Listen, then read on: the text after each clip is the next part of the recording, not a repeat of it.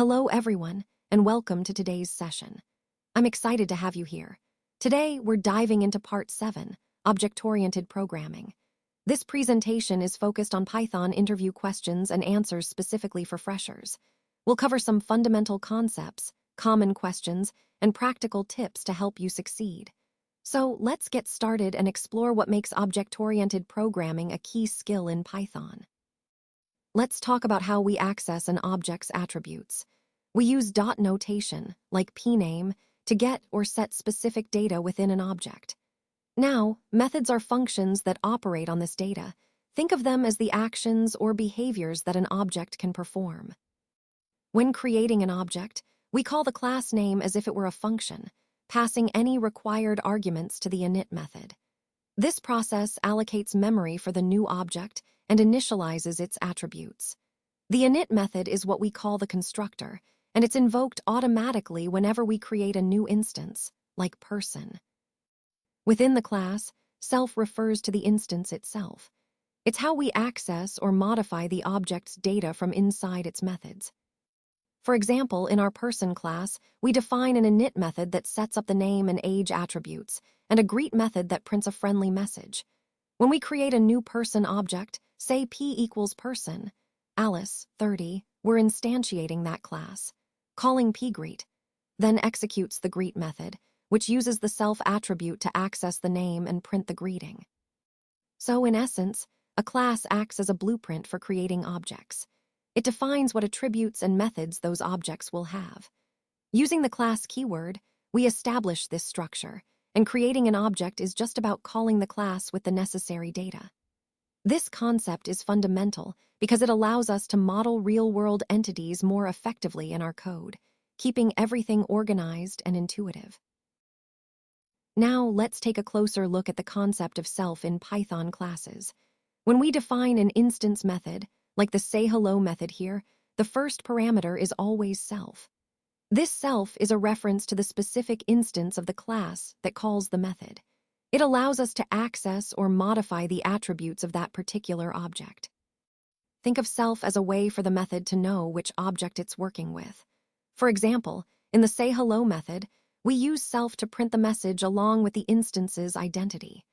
You can actually name this parameter anything you like, but by convention, it's always called self to keep things clear and consistent. In the previous example, when we create an object of myClass and call obj sayHello, Python automatically passes obj as the self parameter. This is similar to the this keyword you might have seen in other programming languages.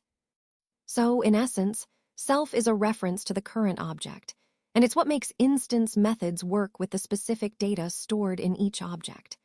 It's a fundamental part of understanding how classes and objects interact in Python. In this slide, we're looking at how dog inherits from animal.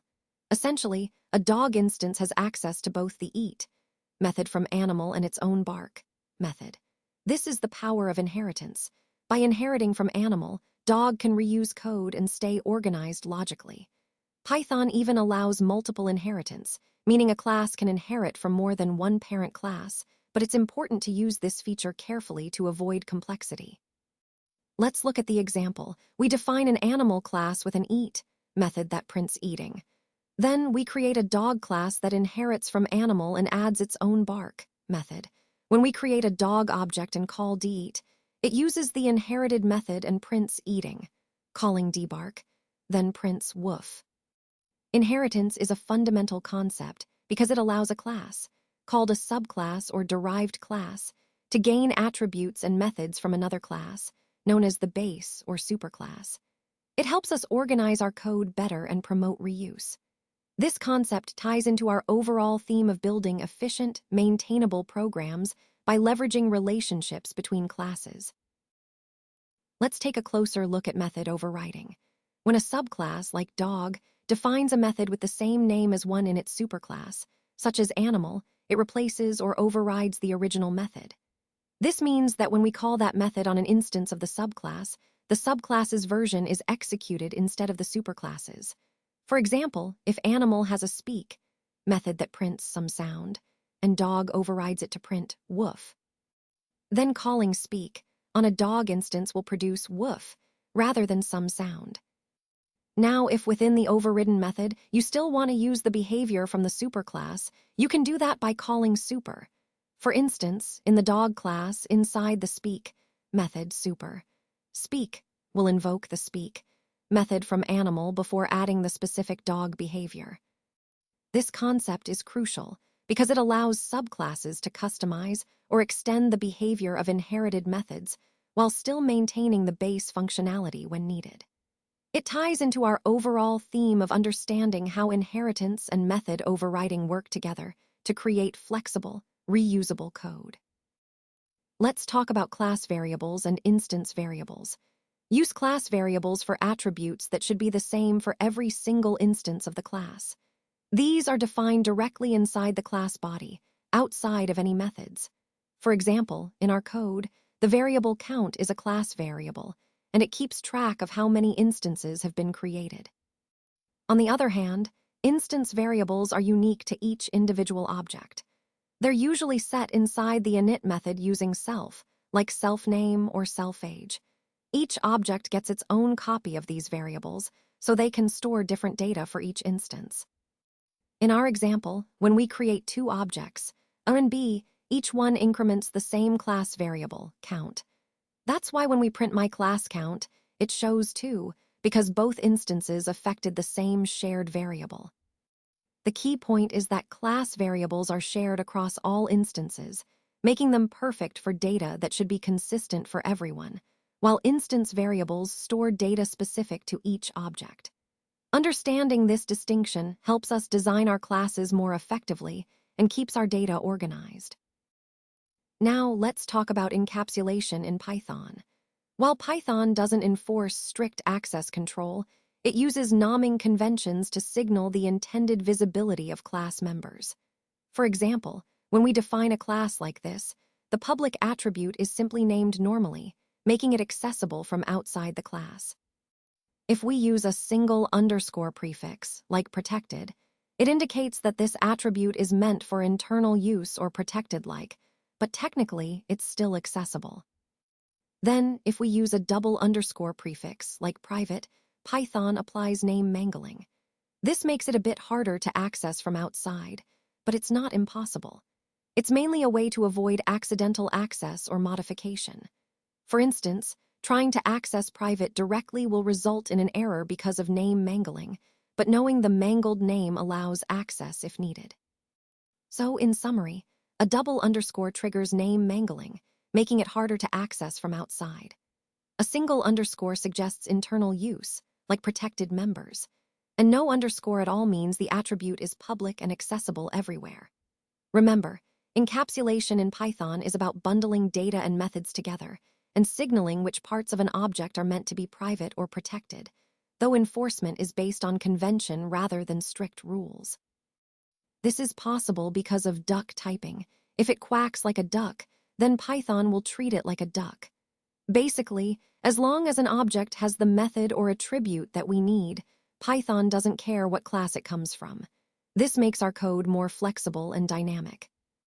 Now, inheritance also plays a key role here, especially in enabling polymorphism. Polymorphism allows a base class reference to point to objects of different subclasses. This means we can write code that works with a general type, and it will automatically handle specific types correctly. For example, take a look at these classes. We have a cat class with a speak method that prints meow, and a dog class with a speak method that prints woof. When we loop through a list containing instances of these classes and call speak on each, it works seamlessly. Each animal responds in its own way. This is the power of polymorphism. It lets us treat different classes through the same interface. In Python, that often means different classes implementing the same method name. So, regardless of the specific class, as long as the method exists, our code can call it without needing to know the exact type. Overall, polymorphism makes our code more general and adaptable, which is especially important as programs grow in complexity. It allows us to write flexible, reusable code that can handle a variety of objects in a clean and efficient way. Now, let's talk about defining special methods in Python. These are the methods that let your objects work seamlessly with Python's syntax and built-in functions. For example, consider this point class. We have an init method that initializes the object with x and y coordinates. Then, we have a str method, which returns a nicely formatted string representation of the point. When we create a point object and print it, Python automatically calls str, making it easy to see the point's coordinates in a human-readable way. Some common special methods include for equality comparisons using ==, add for addition with plus, and len to get the length of an object with len. These methods are often called dunder methods, short for double underscore methods, and they serve as hooks that connect your objects to Python's core behavior. By implementing these special methods, you're essentially customizing how your objects behave in different situations. It's a powerful way to make your classes feel more natural and integrated with Python's syntax, which ties back to our overall theme of creating more intuitive and Pythonic code. So the key difference here is mostly conceptual. Methods operate on data contained within the instance, or in the case of class methods, within the class itself. To illustrate this, let's look at a simple function and a class with a method. Here's a function called func that takes an argument a and returns a +1. Now, compare this to a class C that has a method called method, which also takes self and a as parameters and returns a +1. When we create an object of class C, say obj and call obj method 5, Python automatically passes obj as the self argument. This is a crucial point. Methods are functions that are tied to an object. Now, to clarify further, a method is essentially a function defined inside a class. It always takes the instance as its first argument, which is conventionally named self. When you call obj method, Python handles passing the object itself as self, so you don't need to do it manually. On the other hand, a function is a block of reusable code defined at the top level, outside any class, using def or lambda. Functions are more general purpose, while methods are specifically associated with objects or class instances.